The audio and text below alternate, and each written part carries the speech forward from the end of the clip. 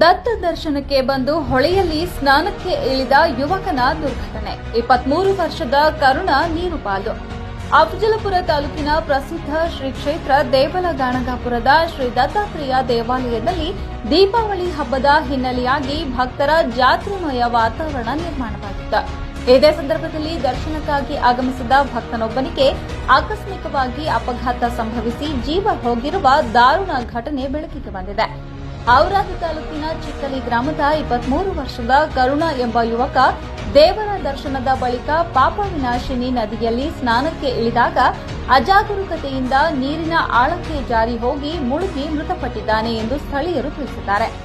ಈ ಪಾಪವಿನಾಶಿನಿ ನದಿಯಲ್ಲಿ ಪ್ರತಿ ವರ್ಷ ಒಂದಿಲ್ಲೊಂದು ಸಾವು ಸಂಭವಿಸುತ್ತಿದ್ದು, ಭಕ್ತರ ಜೀವಹಾನಿ ತಡೆಯಲು ಸಂಬಂಧಪಟ್ಟ ಇಲಾಖೆಯವರು ನದಿಯ ತೀರದಲ್ಲಿ ಎಚ್ಚರಿಕೆ ಫಲಕಗಳು ಹಾಗೂ ಭದ್ರತಾ ಸಿಬ್ಬಂದಿಯನ್ನು ನಿಯೋಜಿಸುವುದು ಅವಶ್ಯಕ ಎಂಬ ಅಭಿಪ್ರಾಯ ಸ್ಥಳೀಯರಿಂದ ವ್ಯಕ್ತವಾಗಿದೆ.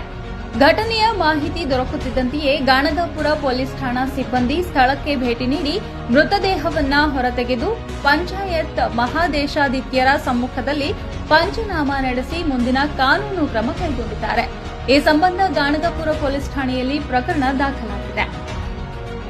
ವರದಿ ಇಮ್ರಾನ್ ಮನಿಯಾರ, ಅಫಜಲಪುರ.